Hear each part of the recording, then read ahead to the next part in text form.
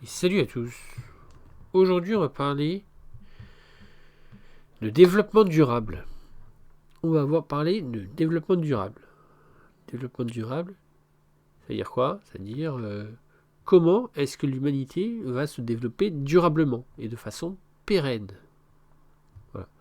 L'humanité, on veut qu'elle puisse continuer de vivre et d'exister, même dans un siècle, même dans 2 siècles, même dans 5 siècles, dans 10 siècles, dans 1000 ans, dans 2000 ans, dans 5000 ans, dans 10 000 ans, dans 50 000 ans. On veut que l'humanité continue de vivre, continue d'exister. C'est ça qu'on veut, c'est ça le développement durable. On veut que ça dure, voilà, que l'humanité n'atteigne pas un pic pour ensuite s'effondrer. C'est pas la peine, on n'a pas besoin de ça. Nous, ce qu'on veut, c'est un développement durable, un développement lent, mais efficace et qui en croissance, etc. Qui fonctionne, quoi. Ok. Et donc c'est ça la question qu'on va se poser aujourd'hui. Comment faire un développement durable? Par analogie, on peut voir ça comme un aventurier, comme un explorateur. On connaît Magellan, on connaît Christophe Colomb, on connaît des aventuriers. Mais imaginez qu'on est un aventurier, on est un explorateur, on connaît des explorateurs. Imaginez qu'on est un explorateur. Sauf qu'on n'est pas un explorateur de l'espace, parce qu'on a fait le tour de l'espace. On a fait le tour de l'Arctique, l'Antarctique, la Nouvelle-Zélande, l'Australie, l'Amérique. On a fait le tour de tout ça. On a visité le Pacifique, on a visité l'Atlantique, on a visité l'océan Arctique, on a tout visité. Donc, dans l'espace, on a visité, on a exploré suffisamment. Mais ce qu'on n'a pas exploré, c'est le temps. On n'a pas exploré le temps. Voilà, on n'a pas exploré les siècles. On a exploré 2000, 3000, 5000 ans d'histoire, à tout casser. Mais sinon, le temps, on ne connaît pas, tu vois. On ne sait pas ce qui va se passer dans 1000 ans ou dans 50 000 ans. On n'en a aucune idée. Qu'est-ce que ce sera l'humanité dans 50 000 ans, tu vois?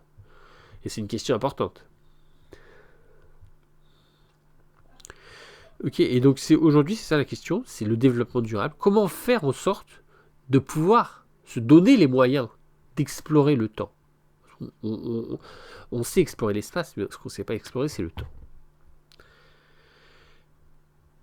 Donc, qu'est-ce qu'il faut voir? Qu'est-ce qu'il faut comprendre? Ce qu'il faut voir, c'est ça. Besoin égale E puissance population. C'est-à-dire quoi?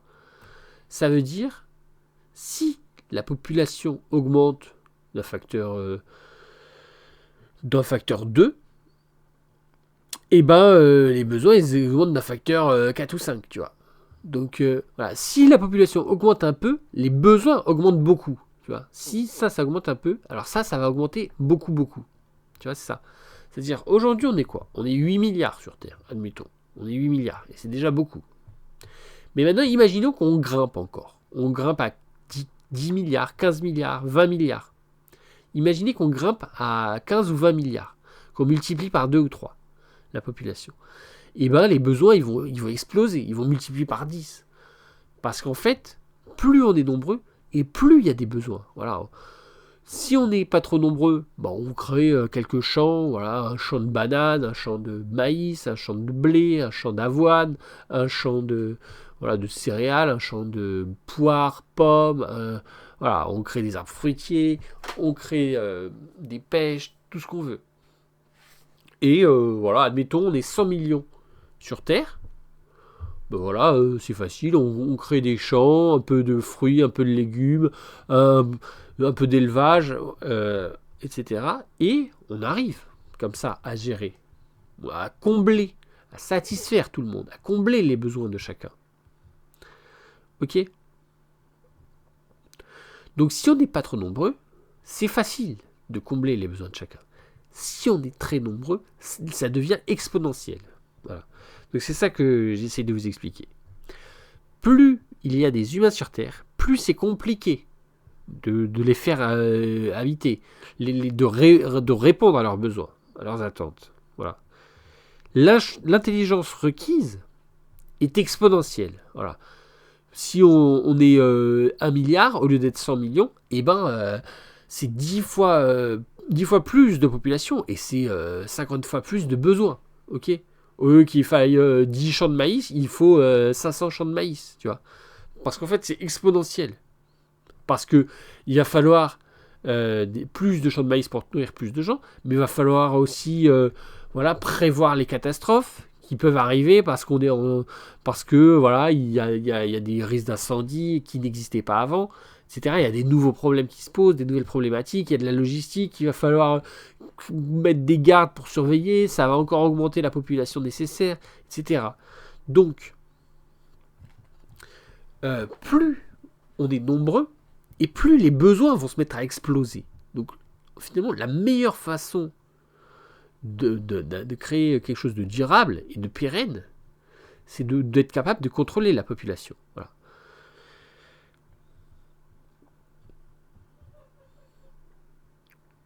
Si on n'est pas trop nombreux, ça reste gérable. Si on est trop nombreux, ça devient ingérable. Et c'est ce qu'on peut voir là. Voilà. Quand on est trop nombreux, les ressources naturelles vont se mettre à fondre à vitesse grand V. Voilà, il faut des tonnes et des tonnes et des tonnes de maïs, et encore c'est toujours pas suffisant, parce qu'on est tellement nombreux, voilà, on consomme, et puis en plus on se met à jeter, parce que voilà, on considère que on fait de la grande distribution, et on considère que les gens, ils peuvent choisir ce qu'ils veulent manger, et que ce qu'ils veulent pas, c'est bon à jeter, voilà. Si le jeudi tout le monde veut du poulet, il faut leur donner du poulet, et puis le bœuf, on le met à la poubelle, tu vois.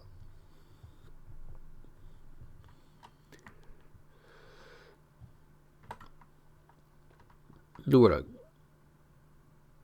Le problème, c'est ça, c'est si on n'est pas capable de gérer la population, il y a un épuisement extrêmement rapide et accéléré des ressources naturelles.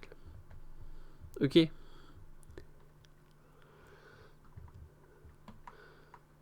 Donc idéalement, dans un monde idéal et parfait, on voudrait juste être capable de contrôler la population. Ok. Mais c'est pas facile. Voilà. Mais ce qu'il faut voir, c'est ça, c'est-à-dire que plus on est nombreux et plus les besoins explosent de façon exponentielle. Ça, c'est important de le comprendre, je pense. Donc ce sera juste ça, finalement, le sujet. C'est cette formule, voilà, cette équation. Il ne faut pas croire qu'il y a une proportionnalité. Plus on est nombreux, plus on a des besoins. Non. Si on augmente un peu en population, voilà, nos besoins ils multiplient par 4 ou par 8, quoi, tu vois.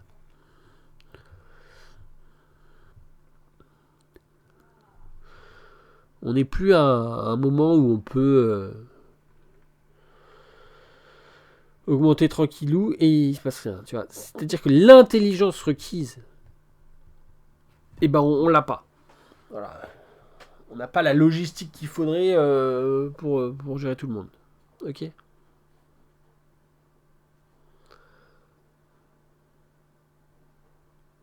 Albert Einstein, il disait, ouais, on veut la paix. On veut la paix. Et pareil, c'est pas possible d'avoir la paix quand on est super nombreux. Il y aura toujours des gens pour dire, ouais, mais t'inquiète, on va aller sur Mars et tout. Tu vois. C'est un peu ça. Là, on tombe sur des gens, c'est des drôles d'énergumènes, hein. C'est des drôles d'énergumènes, ça n'existait pas, ça, il y a un siècle. Des gens qui nous disent on va aller sur Mars. C'est quoi ça? C'est ça l'espoir de survie de l'humanité, c'est d'aller sur Mars? Oh, dis donc, on est dans la sauce, hein. Tu vois. Le problème, c'est ça. C'est quand on est 100 millions, on dit, voilà, on va faire un peu d'agriculture, un peu d'élevage, un peu de ceci, un peu de cela, un peu de machin. On va s'en sortir. Ok. Quand on est 500 milliards, y a des excentriques qui arrivent, qui nous disent on va aller sur Mars, t'inquiète, on va aller sur la Lune, t'inquiète, on va aller sur Jupiter, t'inquiète, on va aller sur le Soleil, t'inquiète, on va aller sur une autre galaxie, on va aller sur Andromède, sur je sais pas quoi, on va sortir de la Voie lactée. Alors oui, les projets farfelus, les projets loufoques se multiplient, hein, mais il y en a aucun qui est crédible. Hein. Voilà, c'est comme il veut faire le Hyperloop. Le Hyperloop, ça n'a jamais existé. Mars, c'est pareil. Voilà, Mars, c'est comme le Hyperloop. Ça n'a jamais existé, ça n'existera jamais. En tout cas, il faut d'abord, avant d'avoir des projets incroyables, parce que ça c'est quand même un projet incroyable, faut se voir comme des explorateurs. Et avant d'explorer l'espace, faut être aussi capable d'explorer le temps. Voir, voilà, qu'est-ce qui se passe si on attend 100 ans, 200 ans, 500 ans, 1000 ans. Voilà, quelles sont les nouveautés qui vont émerger? Parce que forcément qu'il va y avoir des nouveaux trucs qui vont émerger. Il va y avoir des nouvelles découvertes qui vont être faites en santé, en technologie, en électricité. Voilà. Le but, c'est pas de se comporter comme des héros et que voilà, on explore, voilà, on se crée un groupe d'aventuriers, on part à l'exploration, etc. Le but, c'est de se comporter comme une société, tu vois. Jusqu'à présent, on a joué à Zelda. On était un petit bonhomme avec une épée, et puis on traversait la carte, et puis on allait voir à gauche, à droite, découvrir des nouveaux trucs, prendre des quêtes et tout.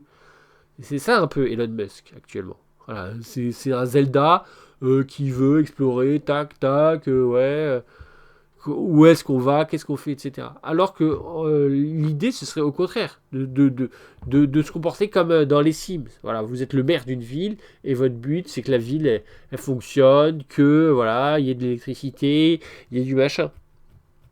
Voilà, faut arrêter de se prendre pour des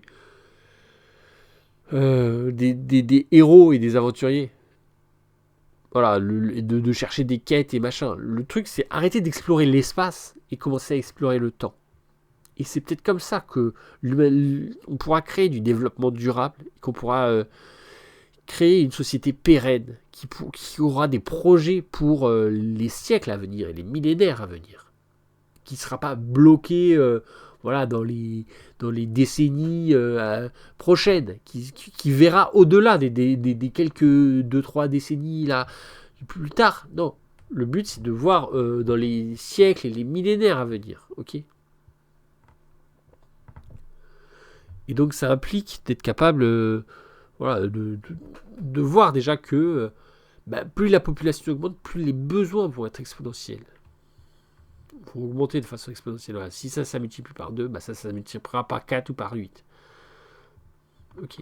J'espère que vous avez apprécié. Je vous dis à la prochaine.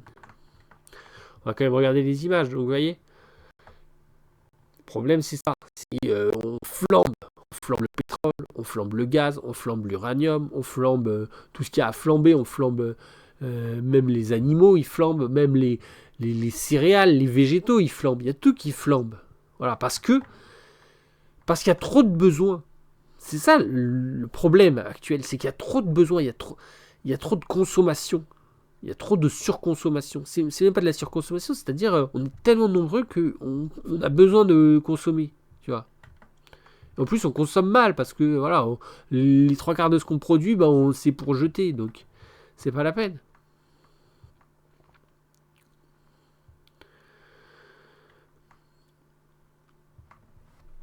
Voilà, voilà. J'espère que vous avez apprécié, malgré tout. Je vous dis à la prochaine. Tchuss.